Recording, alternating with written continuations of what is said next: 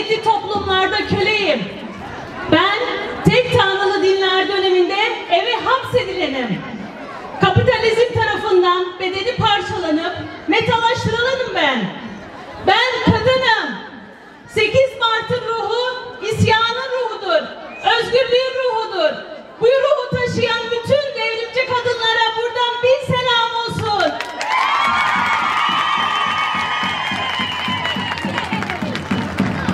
Tüm Viranşehir'in, tüm Urfa kadınlarının ve katledilen milyonlarca kadının 8 Mart'ı kutlu olsun. Jinjiyan Azadi!